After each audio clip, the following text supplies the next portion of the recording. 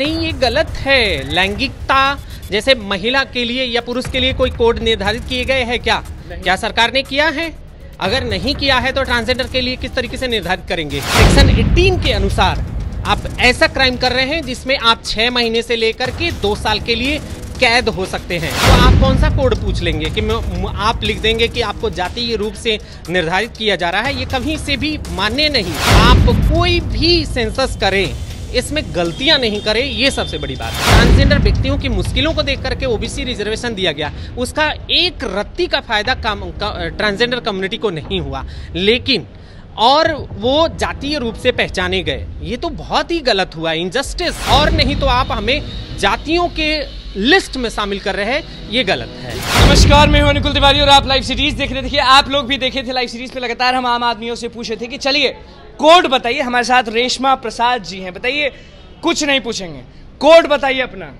मेरा कोड आपके समाज का, आपका कोड, सबका कोड बट चुका है, आप भी जान ही रही हैं। मैं नहीं जानती, मैं इस राजनीति में नहीं हूँ।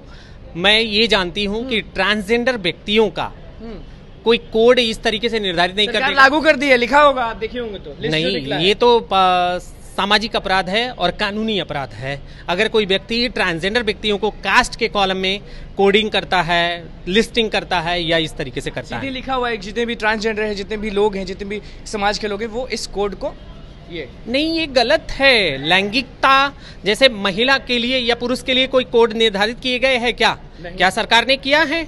अगर नहीं किया है तो ट्रांसजेंडर के लिए किस तरीके से निर्धारित करेंगे?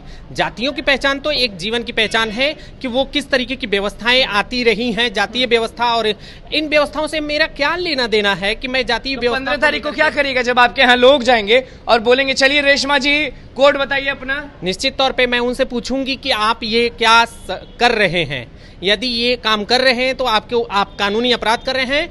जो ट्रांसजेंडर प्रोटेक्शन राइट एक्ट 2019 के अनुसार, आप सेक्शन 18 के अनुसार आप ऐसा क्राइम कर रहे हैं जिसमें आप 6 महीने से लेकर के 2 साल के लिए कैद हो सकते हैं। तो सरकार कैसे कैद होगी ये बताइए? निश्चित तौर पे सरकार कानून बनाती है तो सरकार भी उसी कानून से ही चलती है।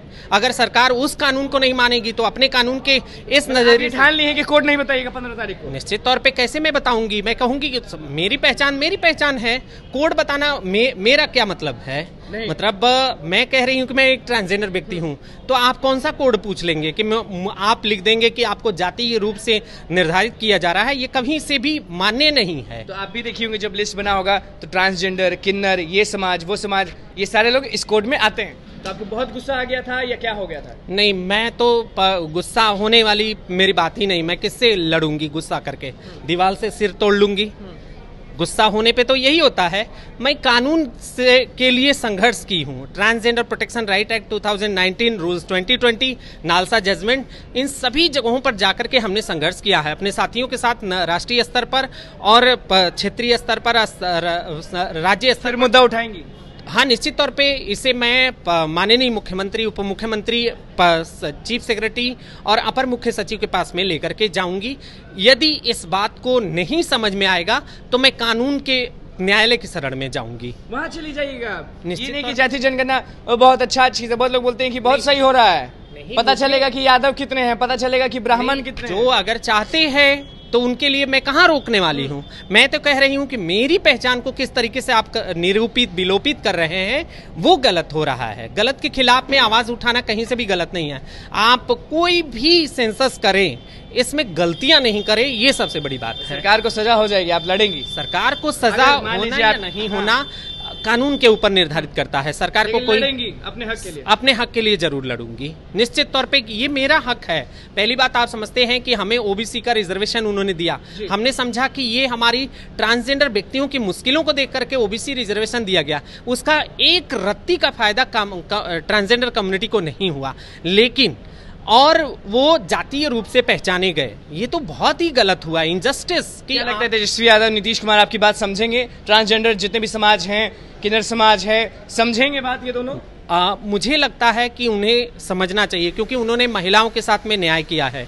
33% से लेकर 50% तक रिजर्वेशन माननीय मुख्यमंत्री ने दिया है, इसी सरकार ने दिया है। तो जब वो लैंगिक आधार पर इतने ज्यादा समझने वाले होंगे तो ट्रांसजेंडर व्यक्तियों की पहचान के बारे में जरूर आप विरोध करेंगे जब तक आपको हक नहीं मिलेगा। निश्चित तौर पे लैंगिक जो समानता है उसके लिए संघर्ष करना होता है। महिला साथियों ने 200 साल संघर्ष किया तो आज यहाँ तक पहुंची हैं, हमारा भी संघर्ष जारी है। संघर्ष जारी रहेगा निश्चित तौर पे। कोड वोट में नहीं विश्वास करेंगे। नहीं, कोड के विश्वास की बात ही नहीं है। गलत को गलत कहना कहीं से भी गलत नहीं है। मैं तो कह रही हूँ आप अलग सेपरेट रिजर्वेशन दीजिए, 1% कर्नाटका के तर्ज पर हमें रिजर्वेशन दीजिए। रिजर्वेशन चाहिए। हाँ, हमारा अधिकार है। आप जातियों में निरूपित करने से ज्यादा आप इस चीज को समझिए कि जब कर्नाटक सरकार बिना किसी सेंसस के 1% रिजर्वेशन दे सकती है तो आप क्यों हमें नहीं देना चाहते हैं? ये हम और नहीं तो आप हमें जातियों के लिस्ट में शामिल कर रहे हैं, ये गलत है। ये गलत है। निश्चित तौर पे सहेंगे नहीं।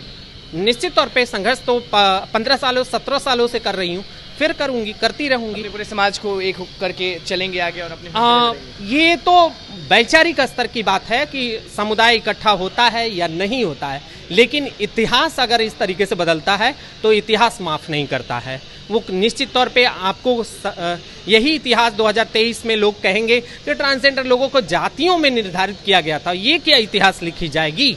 ये लैंगिकता का इतिहास लिखिए, लैंगिकता के जो इतिहास है। हमारे साथ मौजूद थे। कोड पर क्या कुछ कही, नीतीश कुमार को क्या बोलिए, तेजस्वी यादव को क्या बोलिए, कानून का सहारा कब लेंगी और कैसे लेंगी वो भी बताइए, और साफ कह दी कि हमें जाति में मत बांटिए। तो बस इसी के साथ बने, मैं चैनल को सब्सक्राइब करें, फेसबुक पेज को लाइक करें। धन्यवाद।